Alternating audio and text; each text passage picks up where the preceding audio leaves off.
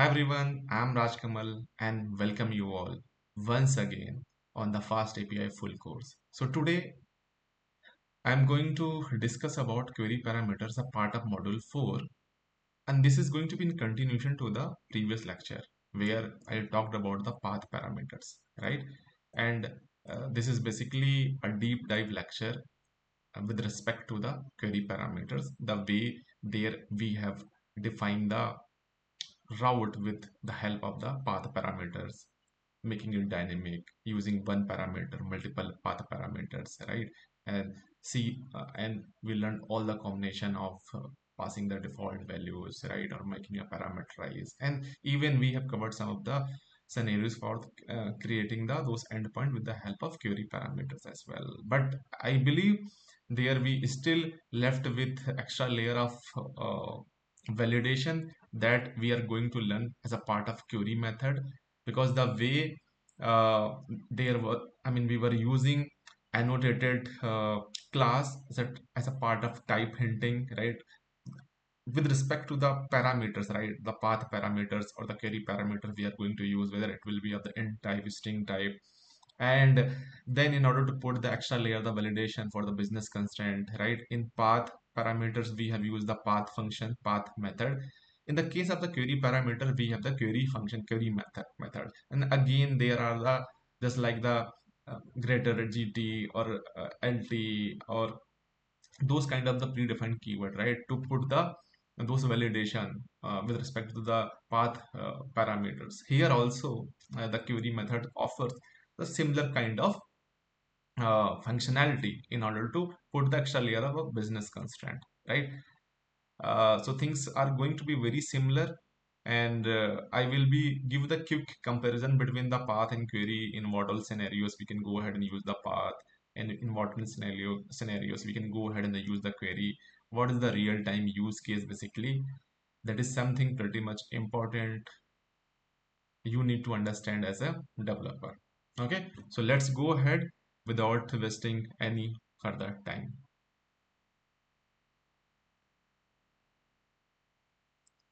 So guys, we'll talk about module 4, right? So it's about the uh, so there I'm going to talk about the query parameter, right? So do the required import first of all. From fast API I'm going to import this fast API, since this is with respect to the query, right? So let's import the query. Then from typing, obviously typing, it's not tying, import annotated, annotated, right? This class would be required for the type hinting. All right, let's go ahead and create the fast API instance first of all. Okay, that is done. And see guys, I have just used the previous class endpoint that I have created with respect to the explanation for query parameters. So I hope you are aware about if you are following this fast API full course dedicatedly. But let me give you a quick walkthrough again. So I have created this get stud endpoints with respect to course and limit, and I have mentioned that this course will be of string type with default value none, and limit will be initialized with default value 10. In case the end user is not passing, it will go ahead and return the default value for the course and limit. And in the next endpoint we also learned about that in case we are not willing to pass any default value, that also we can achieve it. But the idea is you need to put those query parameters ideally at the start of this function definition, if you do not want to pass any default value, right, if you want to make those things mandatory. All right, I hope till here things are pretty much clear. Now let me deep dive and explain you how can we go ahead and write the those business constraint with the help of this query function or method in a more systematic manner. So let's go ahead and create a search method, right? So here I'm just trying to replicate the scenario where the way we are going to do the Google search. We pass the keyword. Let's annotate with the annotate td. So here I'm going to define that the keyword will be of string type hinting, followed by using the query method, because here I'm going to control or put the uh, business constraint or some kind of rules or the validation rules on top of the query parameter. That's why I'm going to use this query method. I hope these things are pretty much clear. Now we can put the condition like this keyword should be of minimum length at least 3, right? The string length should be 3 character and the maximum could be the 100 or anything. That kind of validation we can put basically. Length is equal to, let's say, 2, okay, and then the max length is equal to 50. That kind of validation condition I have put. And then we can go ahead and put the description like keyword must be between, yeah, keyword must be between 2 and 50 character. RACTECR.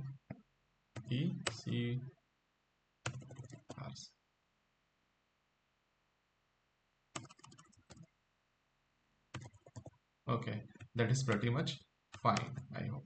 Okay, then after that there is another query parameter that we can mention here, that is the limit one, or the limit as well annotated. Then the type hunting, it is of int type. Then using the query function, we can mention that this limit should be greater than 1, less than 100, greater greater than equal here of putting, right? So 1 also will be acceptable as an input, and the less than equal to 100. And the description, and again the description limit will be between this and this, right? Between 1 and 100. I think with that things are pretty much clear. Then I'm going to return keyword as a keyword, I mean the dictionary as keyword, and the limit values, right? Okay, all right, let's put the route basically. App dot get, simply, since this is the query parameter we are using, so no need to define that big route with the help of this path parameters, because we are using here query parameters. I hope things are pretty much clear till here. So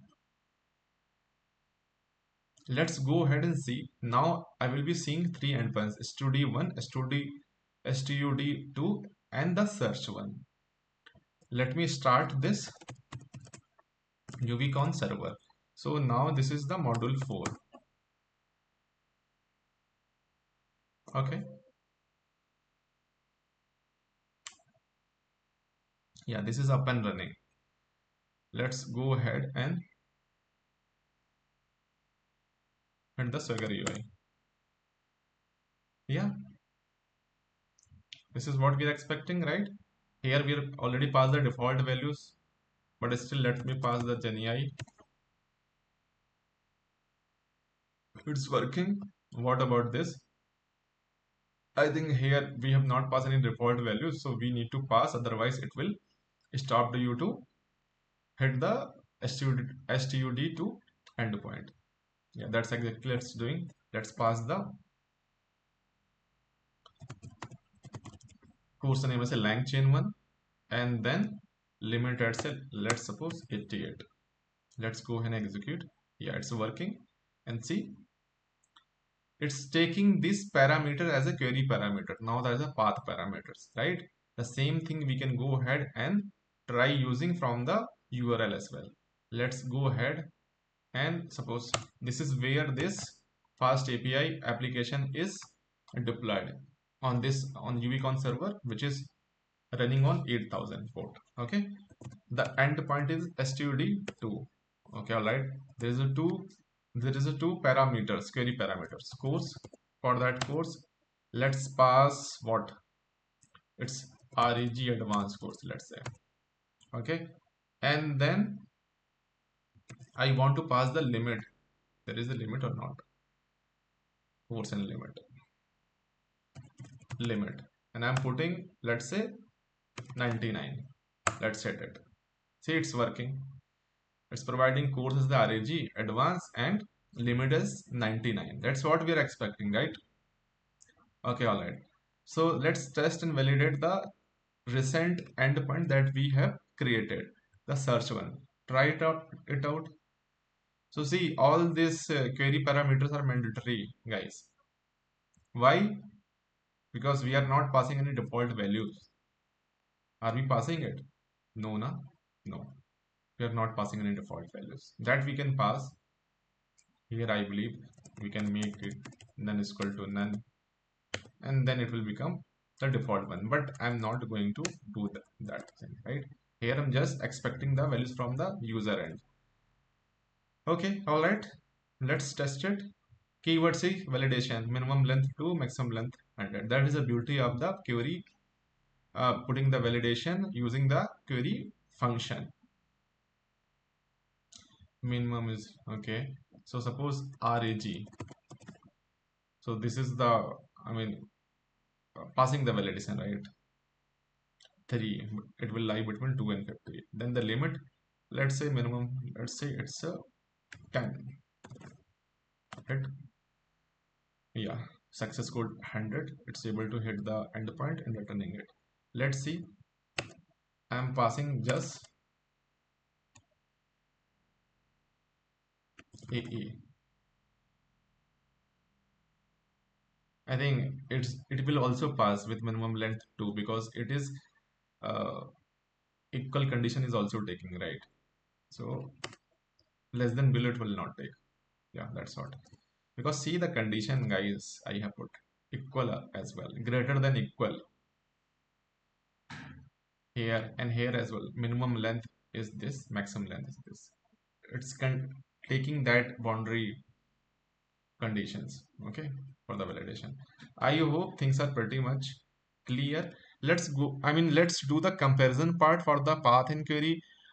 In what all scenarios we can go ahead and use the this path method for the putting the validation for the path parameters. So I hope till this point of time, after covering the module 3 and module 4, you will be able to understand how the route using the path parameters has been constructed, and how the route with the query parameter constructed, right? And what flexibility we get while using the query parameter, and what flexibility we get using the path parameter, right? So basically in the URL itself, right? So those values comes, right, when we are using the path parameter and it constructs the route. However, it is not the case with the query string, right? We can dynamically pass using the question mark key value pairs. We can go ahead and pass it. The sample URL is like that, right? It seems to be hard coded one, because after passing that path parameter, it will create the that I mean specific route, but it's not the case for hey in the query parameter. The route will be it's this itself, but as a part of those query parameters, it will be appended like that, question marks key value pairs, right? And then purpose, identify a specific resource particularly, right, because the specific route it has been created. And here in the case of the search, Google search, right, sort, pagination, filtration, generally we can go ahead and use these query parameters, usually required, yes. And with respect to this one, it is not like usually required, right? I would say the scenarios like the for the pagination, search, filter, all those things can be used, right? So yeah, that's it really, guys. See, the golden rule of learning, memorizing those things inside your memory, like path, where is the resource, particularly a specific route it will provide for the query, how should I filter or modify the responses, right? It is very dynamic. We can pass those query parameter on the fly, the help of question marks, key value pairs, right? So path is very specific to the resource identifier, query with respect to the filter, search, and the pagination, that kind of use cases. Now, I hope you are clear with the query parameters, right? And how we can go ahead and use the extra layer, the business constraint validation with the help of the annotated class and query method or query function. I hope you guys would have learned something new today. With that, I am signing off. But remember, keep learning, keep growing, and keep building together. Thank you.